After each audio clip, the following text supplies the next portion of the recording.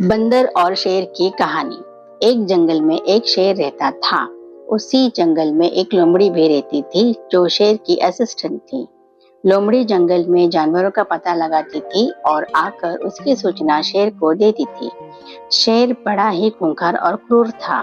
वह आवश्यकता से अधिक जानवरों का शिकार करता था।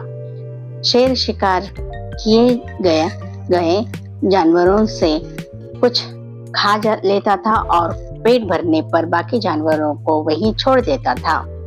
इस प्रकार आवश्यकता से अधिक जानवरों का शिकार होने से जंगल में सारे जानवर खत्म हो गए। अब शेर और लोमड़ी को के भूखे मरने की नौबत आ गई। शेर ने लोमड़ी से कहा कि वह जाकर जंगल के आसपास दूसरे जंगलों जानवरों का पता लगाए, जिससे शेर और लोमड़ी दोनों का पेट भर सके। उसी जंगल में कुछ दूरी पर एक बहुत बड़ी नदी थी और नदी के बीच एक बहुत बड़ा सा टापू था। उस टापू पर सारे शाकाहारी जानवर जैसे हिरन, खरगोश, बंदर, बकरी, भीड़ आदि सदियों से रहते थे। नदी से घिरा होने के कारण टापू पर कोई दूसरा बाहरी जानवर नहीं आ पाता था। लोमड़ी शेर की आज्ञा मानकर जानवरों को पता लगाने के लिए निकल पड़ी। उसे अपने जंगल में कोई भी जानवर नहीं मिला। थक हार कर लोमड़ी नदी के किनारे बैठ गई। तभी उसकी नजर दूर बने टापू पर पड़ी। लोमड़ी ने सोचा, अवश्य इस टापू पर कुछ जानवर रहते होंगे। ऐसा सोचकर लोमड़ी तैरकर टापू पर जाकर देखती है तो वहां बहुत से शाकाहारी जानवर थे, किंतु कोई भी मांसाहारी अथवा शेर की चुनौती देने वाला जानवर नहीं था।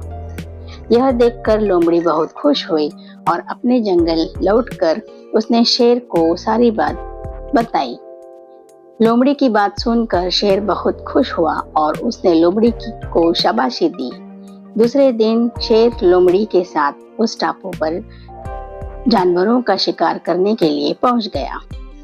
टापू पर शाकाहारी जानवरों को देखकर शेर के मुंह में लार टपकने लगी।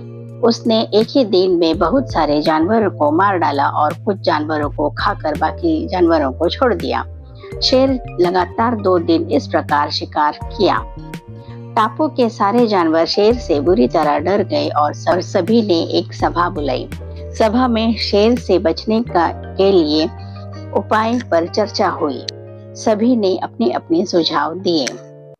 सभा का एक बूढ़ा बंदर भी था जो अपनी बुद्धिमानी के लिए जाना जाता था।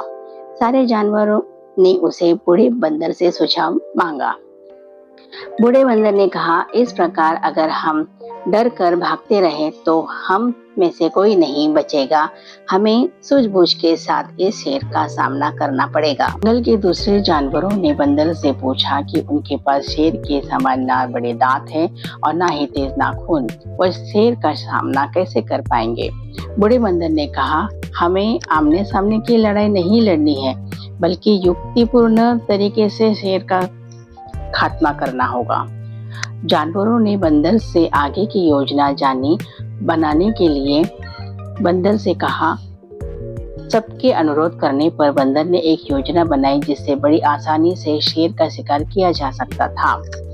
जंगल के सभी जानवरों ने मिलकर एक गहरा खड्डा खोदा और उस खड्डे को घास फूस और पत्तियों से भर दिया, जो देखने में समतल जमीन की तरह लग रहा था।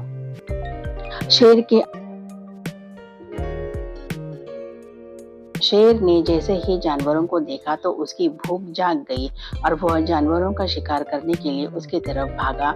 जैसे ही शेर गड्ढे की ऊपर से निकला, घास फूस और पत्तियों के दब जाने से शेर गहरे खड्डे में गिर गया।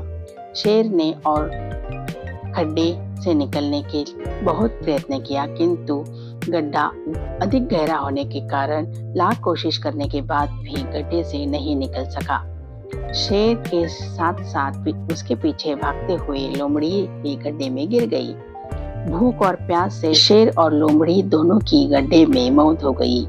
इस प्रकार बंदर और जानवरों की चालाकी से उन्हें शेर से मुक्ति मिली और सभी जानवर पहले की तरह हंसी खुशी रहने लगे। शिक्षा। शेर और बंदर की कहानी में हमें यह शिक्षा मिलती है कि बुद्धिमानी से बड़ी से बड़ी मुसीबत का सामना आसानी से किया जा सकता है।